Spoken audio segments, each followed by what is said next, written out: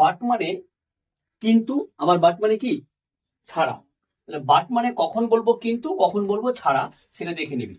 এই principal clause যদি এই পাশেও থাকে, অন্য পাশেও যদি প্রিন্সিপাল ক্লজ থাকে, আর মাঝখানে যদি বাট থাকে, ঠিক আছে, কোঅর্ডিনেটিভ কনজাংশন বলে এটাকে, তখন বাট মানে কি হবে? কিন্তু। যেমন ভাই এখানে কি বলেছে, I am poor but I am honest, আমি গরিব কিন্তু আমি সৎ। আর বাট মানে ছাড়া কখন?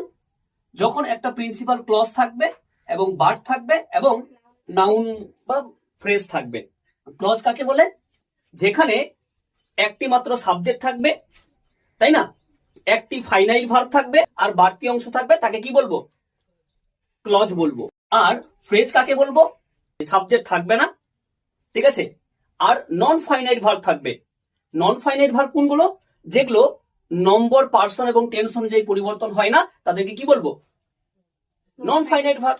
তাহলে ফ্রেজে নন ফাইনাইট ভার্ব থাকবে, হ্যাঁ, যেগুলো যে আইএনজি লাগানো, V3 করা, তারপরে 2 এর পরে V1, এগুলোকে নন ফাইনাইট বলি, ঠিক আছে, তাকে আমরা কি বলবো? ফ্রেজ বলবো। তো এই প্রিন্সিপাল ক্লজ যদি থাকে আর বাট যদি থাকে আর ফ্রেজ যদি থাকে, তখন বাট মানে কি হয়ে যাবে? ছাড়া। যেমন একটা বাক্য দিয়েছি, দেখ, আমি মেলায় আমার বাবাকে ছাড়া সবাইকে দেখেছিলাম। তো কি হচ্ছে, আই হচ্ছে কি সাবজেক্ট, শটা হচ্ছে কি ফাইনাইট ভার্ব, ঠিক আছে, আর এইটুকু হলো কি বাড়তি অংশ। তাহলে সাবজেক্ট, ফাইনাইট ভার্ব, বাড়তি অংশ থাকলে সেটাকে আমরা কি বলবো?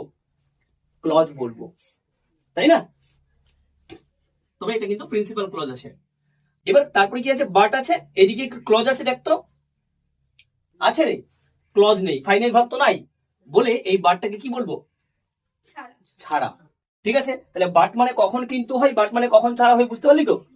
ঠিক আছে, যখন দুদিকেই প্রিন্সিপাল ক্লজ থাকবে তখন বাট মানে হচ্ছে কিন্তু, ঠিক আছে, বাটটাকে কোঅর্ডিনেটিং কনজাংশন বলি। আর যদি একদিকে প্রিন্সিপাল ক্লজ থাকে আর অন্যদিকে যদি ফ্রেজ বা নাউন থাকে, তখন বাট মানে কি বলবো? ছাড়া। ওকে, থ্যাংক ইউ।